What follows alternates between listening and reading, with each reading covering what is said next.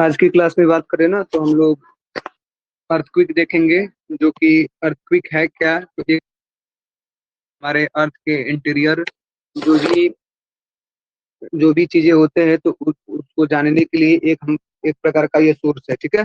जो कि interior of the earth में कुछ हम ऐसे सोर्सेस के बारे में बताए थे जिनसे हम क्या कर सकते हैं, अपने अर्थ का इंटीरियर के बारे में कुछ भी इंफॉर्मेशन प्राप्त कर सकते हैं ना। उसी में हम लोग का एक अर्थक्वेक भी क्या था, सोर्सेस था। तो आज के टॉपिक में हम लोग का अर्थक्वेक के बारे में डिस्कस करेंगे ना। जो भी क्वेश्चन रिलेटेड अर्थक्वेक से पूछे जाएंगे, ठीक है, आज की क्लास में डिटेल से जानेंगे। तो पहले देख लेते हैं ये अर्थक्वेक होता क्या है ना। आपसे कभी भी पूछा जाए अर्थक्वेक है क्या चीज, अर्थक्वेक किसे बोल सकते हैं, तो सिंपल था ना, जो हम लोग का अर्थ है। जब अर्थ क्या करे, सिंपल सिंपल वर्ड में यदि अर्थक्वेक को हम लोग डिफाइन करना चाहे तो सिंपल सा बोल सकते हैं shaking of the earth. Simple सा क्या बोल सकते हैं, शेकिंग ऑफ द अर्थ, ठीक है, शेकिंग ऑफ द अर्थ, ठीक है। अब शेकिंग ऑफ द अर्थ का मतलब क्या है, जैसे हम लोग का अर्थ है, ठीक है, हम लोग का जो पृथ्वी है, अर्थ है, वो शेकिंग करेगा। शेकिंग का मतलब कि कुछ ना कुछ इसमें से हलचल होगा, ठीक है। मतलब हमारा पृथ्वी का जो प्लेट है, लिथोस्फेरिक प्लेट है, उसमें हलचल होगा। उसमें मतलब हलचल क्या होगा कि वो आपस में डगमगा जाएगा, कुछ डिस्ट्रक्शन आ जाएगा ना। तो उसी को हम लोग सिंपल सा अर्थक्वेक बोलेंगे, ठीक है। तो अब ये जो अर्थक्वेक होता है, इसका मेन कारण क्या है, it is caused due to the release of energy. आखिर में जब हमारा अर्थ ये शेक करेगा, क्यों, क्योंकि वहां से हमारे अर्थ के इंटीरियर कुछ एनर्जी रिलीज होते हैं, कुछ एनर्जी रिलीज होंगे। हमारे अर्थ के इंटीरियर कुछ एनर्जी रिलीज होते हैं। यही एनर्जी जब हमारे अर्थ के प्लेट से, मतलब जब हमारे लिथोस्फेरिक प्लेट को जाकर, लिथोस्फेरिक प्लेट से जाकर वो टकराते हैं ना, तो हमारा वो लिथोस्फेरिक प्लेट क्या करने लगता है, शेक करने लगता है, हिलने डुलने लगता है।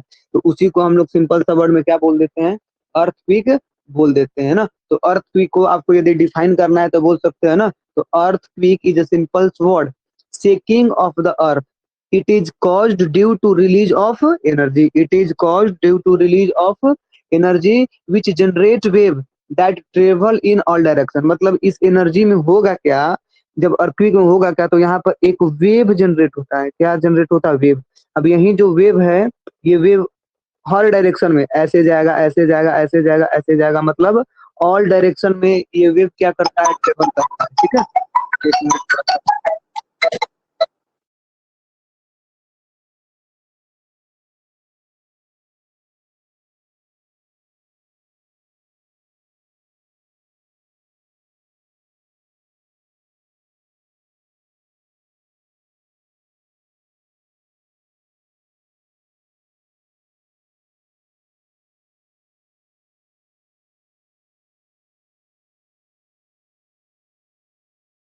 सिंपल सा बोल दीजिएगा, शेकिंग ऑफ द अर्थ होता है, ठीक है।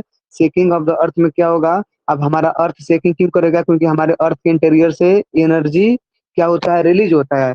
वो कौन सा एनर्जी रिलीज होता है, तो वेव एनर्जी, ठीक है। इसको सेस्मिक वेव बोलते हैं। ये जो वेव है वो ऑल डायरेक्शन में क्या करता है, ट्रेवल करता है, ऑल डायरेक्शन में ट्रेवल करेगा। और जो ही हमारे प्लेट से टकराता है, ठीक है, तो वहां पर हमारा अर्थ क्या करने लगेगा, अर्थ का मतलब जो प्लेट है वो शेकिंग करने लगता है, हिलने डुलने लगता है। तो उसी को हम लोग क्या बोल देते हैं, अर्थक्वेक बोल देते हैं, ठीक है। तो यहाँ पर जो हमारा एनर्जी या वेव, ठीक है, मतलब अर्थक्वेक जब आएगा तो कुछ ना कुछ हमारे इंटीरियर ऑफ द अर्थ से क्या रिलीज होगा, तो कुछ ना कुछ एनर्जी रिलीज रिलीज होगा, ठीक है। उसी एनर्जी को हम लोग वेव बोलते हैं ना। तो उसी को हम लोग बोल देते हैं अर्थक्वेक वेव। जो कि ये जो अर्थक्वेक्स वेव, अर्थक्वेक्स वेव बोल देंगे। इस वेव को क्या बोलेंगे, अर्थक्वेक वेव। इसको अर्थक्वेक वेव ना बोलकर हम लोग चाहेंगे तो सेस्मिक वेव भी बोल सकते हैं, सेस्मिक वेव, सेस्मिक वेव भी बोल सकते हैं। तो ये सेस्मिक वेव रिलीज होता है हमारे अर्थ के इंटीरियर से, मतलब इंटीरियर ऑफ द अर्थ, जो हमारा अर्थ है, ठीक है। ये जो हमारा अर्थ है, ठीक है, तो ये अर्थ अर्थ के यहाँ पर पता है मैग्मा चेम्बर है, ठीक है, मेंटल स्टेनोस्फीयर में। तो यहाँ से कुछ एनर्जी रिलीज होगा। यही एनर्जी जब ऊपर ऑल डायरेक्शन में ऐसे जाता है, तो यही जब ये प्लेट से टकराएगा तो हमारा प्लेट चेक करने लगता है, जिसको हम लोग अर्थ बोलते हैं, ठीक है। तो यहाँ पर ये चीजें ध्यान रखना है कि जो अर्थक्वेक वेव है ना, ये जो अर्थक्वेक वेव है, ये अर्थक्वेक वेव हमारे इंटीरियर ऑफ द अर्थ को, मतलब हमारे मतलब information about the interior of the earth को जानने में ये एक प्रकार का डायरेक्ट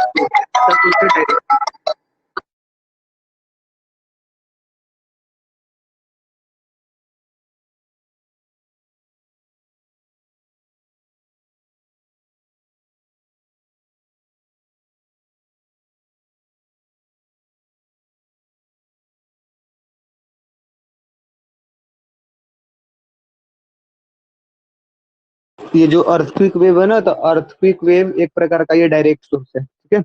ये जो अर्थक्विक वेव है एक प्रकार का ये डायरेक्ट सोर्स है, ठीक है। किसका डायरेक्ट सोर्स है?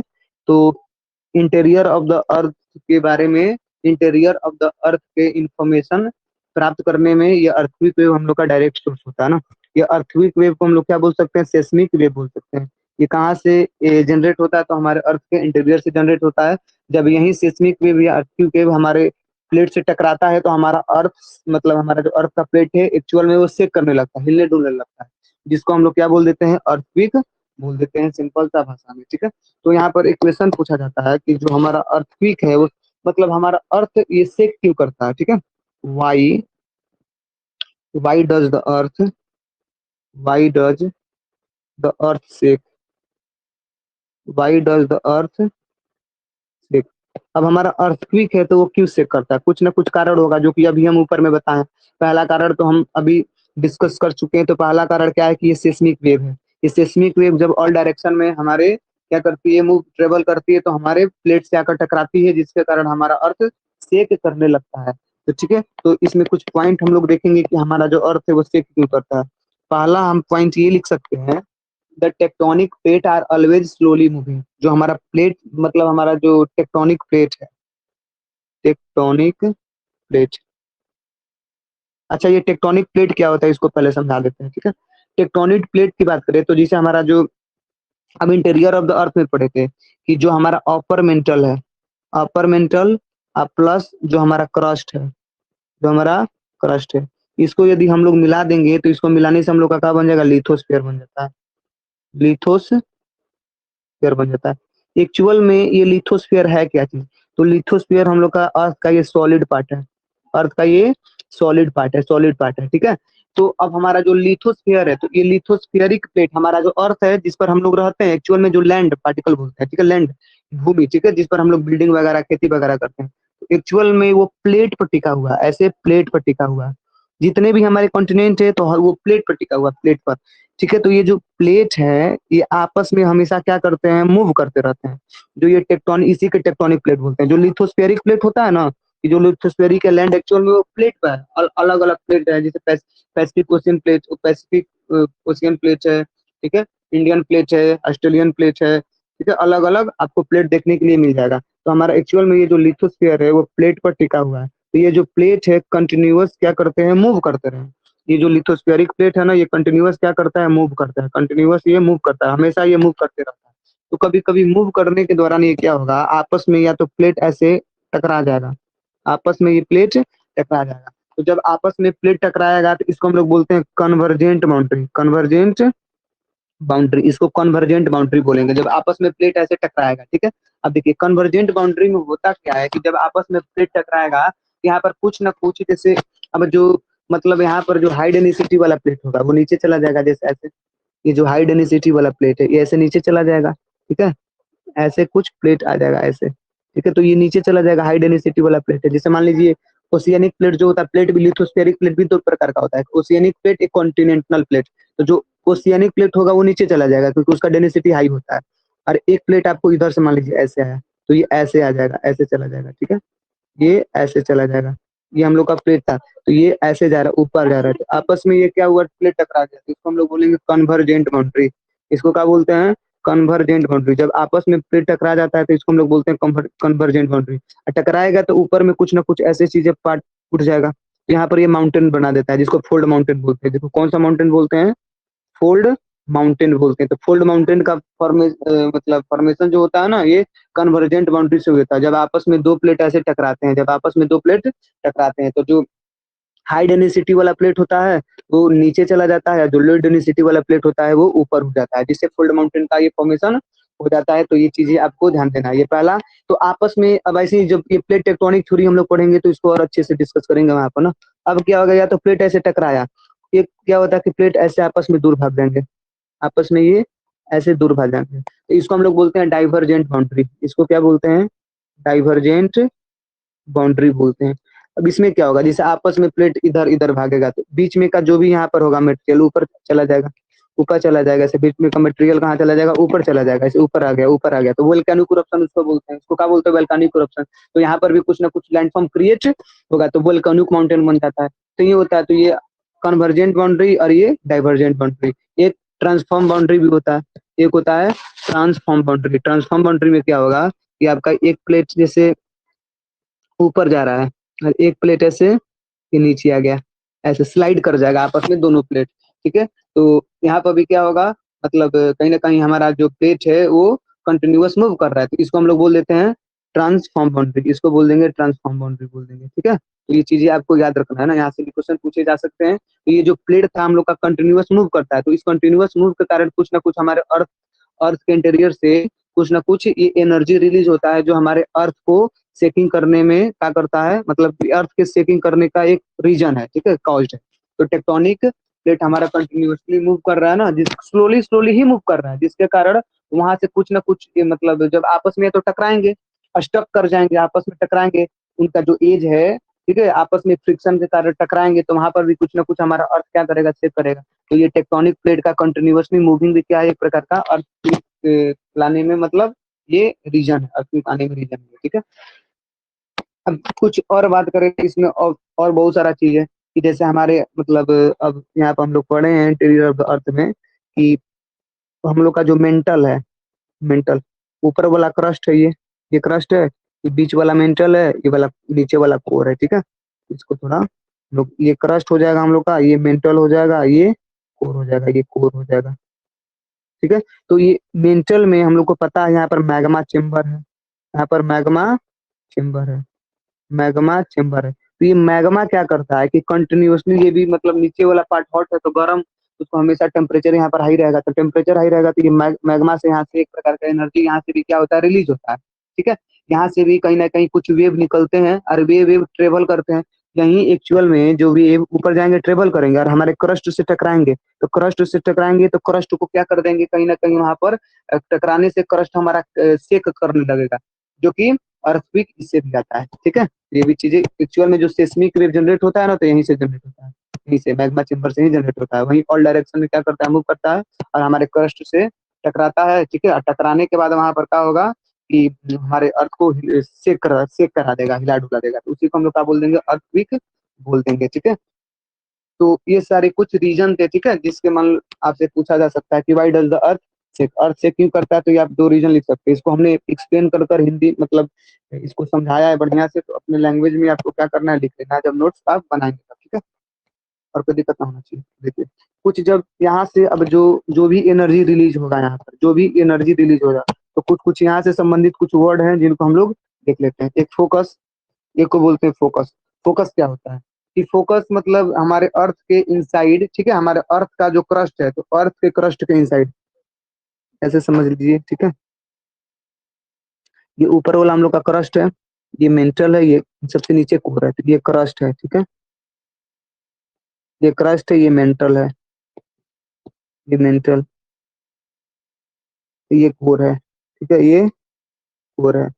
तो यहाँ पर हम देखें कि हमारे जो क्रस्ट के इनसाइड, क्रस्ट के नीचे, ठीक है, तो क्रस्ट के नीचे वाला एक ऐसा जगह होता है जहां से एनर्जी रिलीज होता है। एनर्जी में भी खासकर वहां से एक वेव रिलीज होगा, यहाँ से एक वेव रिलीज होगा हमारे अर्थ के क्रस्ट के इनसाइड।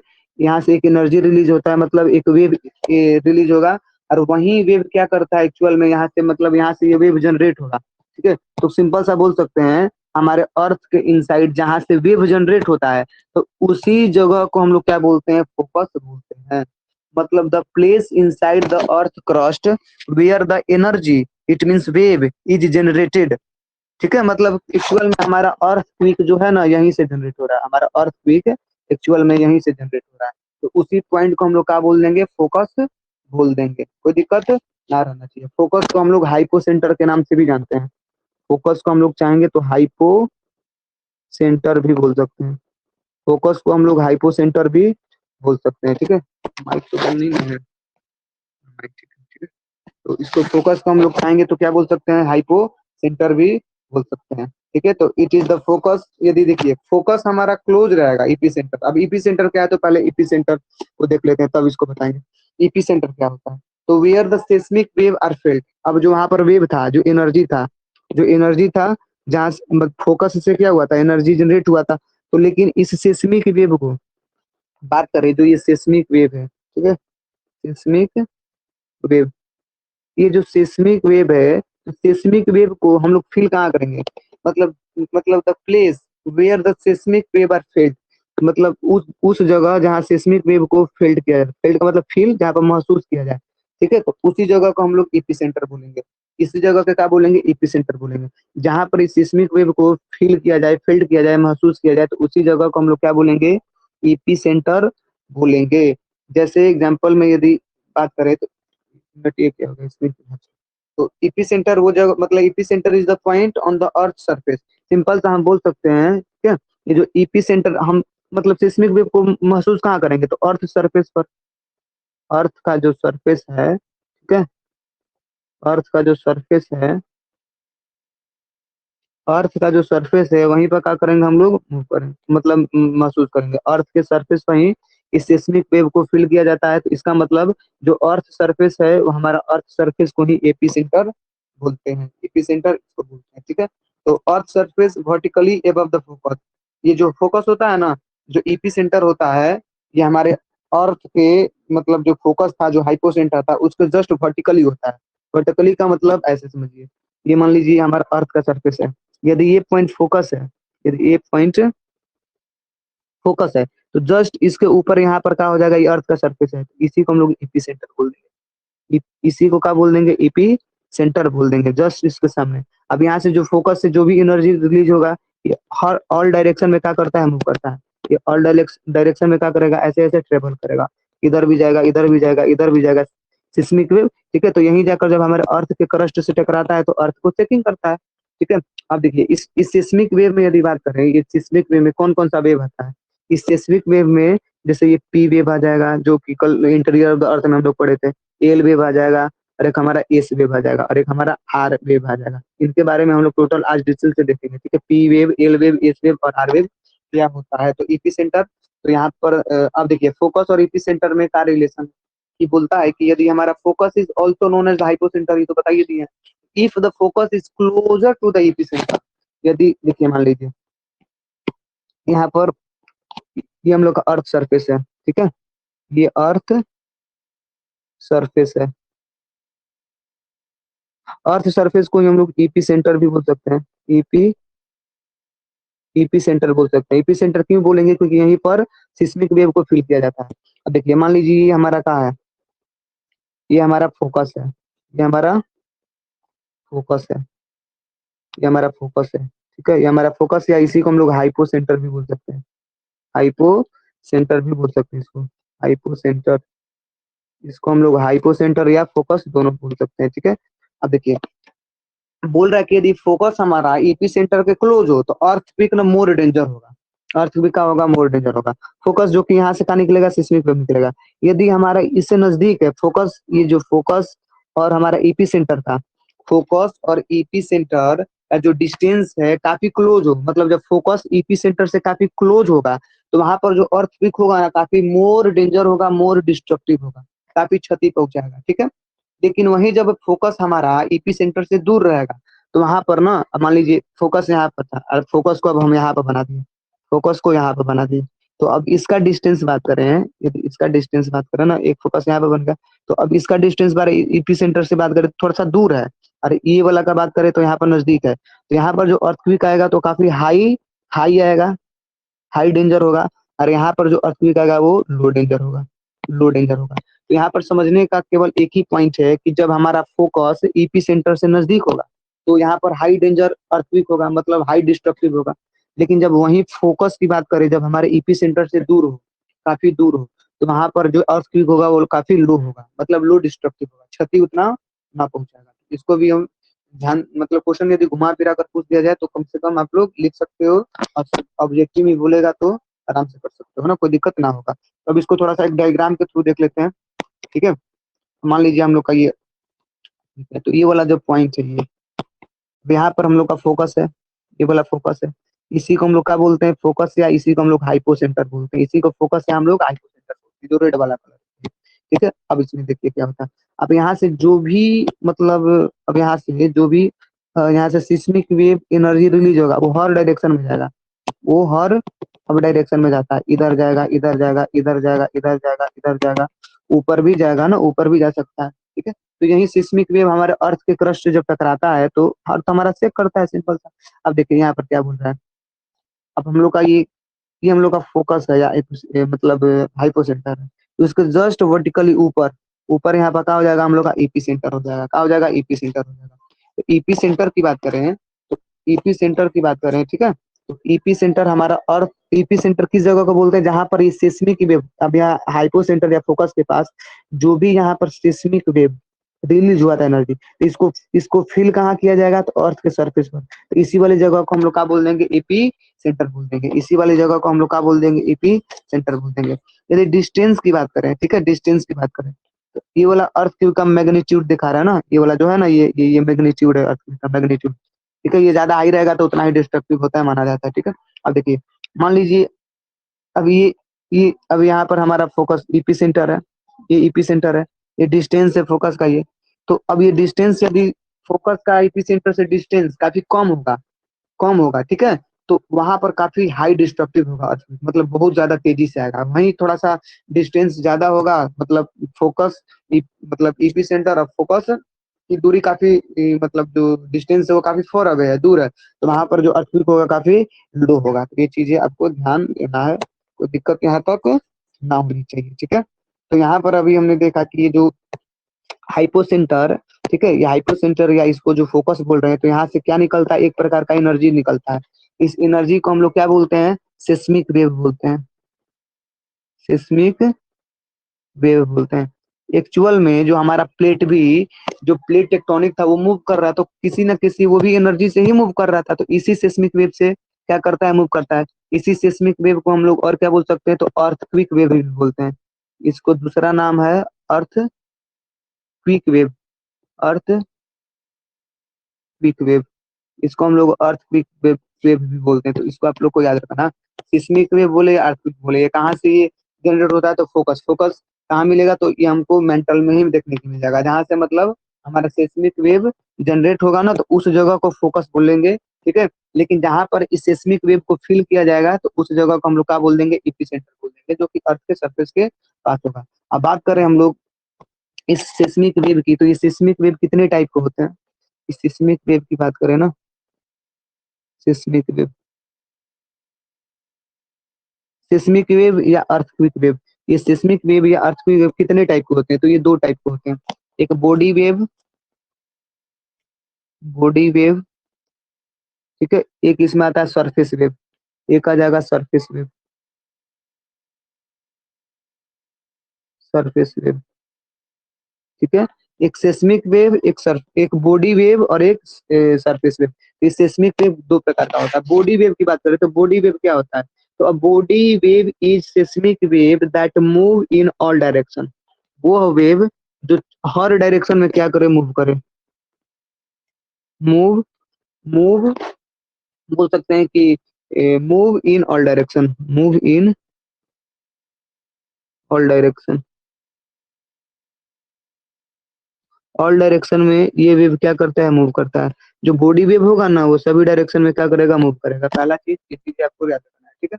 अब देखिए ये मतलब ये बॉडी वेव हो चाहे कोई भी वेव हो, ये कहाँ से जनरेट होता है, तो हमारे इंटीरियर ऑफ द अर्थ से जनरेट होता है, जिसको फोकस बोलते हैं। तो जब ये फोकस से ये बॉडी वेव मतलब मूव करेगा तो चारों ओर जाएगा, ऑल डायरेक्शन में क्या करेगा, वो मूव कर लेगा, ठीक है। अब इस बॉडी वेव में बात करें तो बॉडी वेव में कितनी चीज आते हैं, तो बॉडी वेव की बात करें तो बॉडी वेव में कितनी चीज आ जाएंगे, तो इस बॉडी वेव में दो प्रकार के इसमें वेव होते हैं।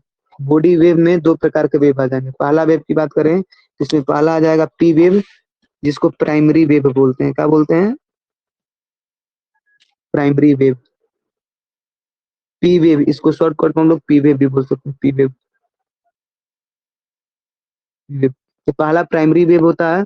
सेकंड की बात करें तो सेकंड इसमें क्या हो जाएंगे, सेकेंडरी वेव, सेकंड इसमें आ जाएंगे सेकेंडरी वेव, सेकेंडरी वेव, इसको हम लोग एस वेव बोलते हैं, इसको क्या बोलते हैं हम लोग, एस वेव बोलते हैं, ठीक है। प्राइमरी वेव और सेकेंडरी वेव ये हम लोग का दोनों ये बॉडी वेव का क्या है, टाइप है, ठीक है। बात करें सरफेस वेव, तो सरफेस वेव क्या होता है? ये सरफेस वेव की बात करें तो सरफेस वेव, अब इस वेव को डिफाइन करें ना तो wave that is trip near the surface of the earth, इसको सरफेस वेव की बात करें तो सरफेस वेव को कहाँ महसूस किया जाएगा? तो इसी वेव को हम लोग अर्थ के सरफेस के नियर क्या करते हैं, मतलब ये हमारे अर्थ का जो सरफेस है ना, ये अर्थ के सरफेस के पास इसको मतलब फील किया जाता है, ठीक है, तो उसको हम लोग सरफेस वेव बोलेंगे। जब हमारा मतलब अर्थ के सरफेस, मतलब अर्थ के सरफेस के पास आ जाएगा ना तो उसको हम लोग क्या बोलेंगे? सरफेस वेव बोलेंगे। इसमें दो वेव आ जाते हैं, इसमें भी दो वेव आ जाते हैं, इसको बोलते हैं एल वेव, एक को बोलते हैं एल वेव, एक को बोलते हैं हम लोग आर वेव, एक को बोलते हैं R wave, R wave, R wave. L wave की बात कर रहे हैं तो एल वेव का पूरा नाम क्या है? तो इसको हम लोग लॉन्ग वेव भी बोलते हैं, क्या बोलते हैं? लॉन्ग वेव या लॉन्ग वेव भी बोलते हैं, इसको हम लोग लॉन्ग या लॉन्ग वेव, लॉन्ग वेव के नाम से भी जानते हैं, ठीक है, इसको हम लोग लव या लॉन्ग वेव के नाम से भी जानते हैं। आर वेव की बात करें तो इसका पूरा नाम है, इसका पूरा नाम है रेलाई वेव,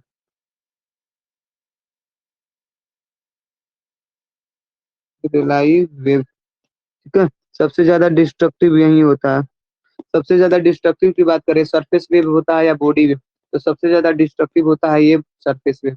सरफेस वेव में भी बात करें तो सबसे ज्यादा डिस्ट्रक्टिव हो जाएगा ये आर वेव, ठीक है। पूछेगा अर्थक्वेक में किस वेव को सबसे पहले महसूस किया जाता है, तो प्राइमरी वेव। सबसे पहले जो सिस्मोग्राफ में, तो सबसे पहले जो सिस्मोग्राफ में कौन से वेव को मेजर किया जाता है, तो ये प्राइमरी वेव को, फिर सेकेंडरी वेव को मेजर किया जाता है। सबसे ज्यादा डिस्ट्रक्टिव कौन सा वेव होता है, तो आर वेव। सबसे कम डिस्ट्रक्टिव कौन सा होता है, तो ये प्राइमरी वेव होता है। अब इसमें जितने भी वेव हैं, ये जितने भी वेव हैं, इनको हम लोग नेक्स्ट क्लास में क्या करेंगे? अच्छे से डिजिटल इंफॉर्मेशन लेंगे ना पर्टिकुलर वेव के बारे में, इसे देखेंगे कि जो प्राइमरी वेव है, ये प्राइमरी वेव क्या होता है, सेकेंडरी वेव क्या होता है, ठीक है, ये एल वेव क्या होता है, ठीक है, एल वेव क्या होता है, आर वेव क्या होता है। तो टोटल हम बात करें तो नेक्स्ट क्लास में हम लोग सेस्मिक वेव का जितने भी टाइप पढ़े हैं, जितने भी टाइप, ये बॉडी वेव और सरफेस वेव, अब बॉडी वेव में पी वेव, एस वेव, ठीक है, सरफेस वेव में एल वेव और आर वेव, इनके बारे में हम डिटेल से पर्टिकुलरली हम लोग नेक्स्ट क्लास में क्या करेंगे? डिस्कस करेंगे, ठीक है। तो आज की क्लास में, आज का क्लास यहीं तक। जो भी चीजें यदि मतलब इसमें बताए गए हैं उसको अच्छे से नोट्स में अपने अपने लैंग्वेज में क्या करना है? बना लेना है ना, क्योंकि काफी एग्जाम में ये मोस्ट इंपॉर्टेंट टॉपिक है ना, अर्थक्वेक। हर एग्जाम में यहाँ से क्वेश्चन देखने के लिए मिल जाएंगे, ठीक है। तो आज का क्लास यहीं तक।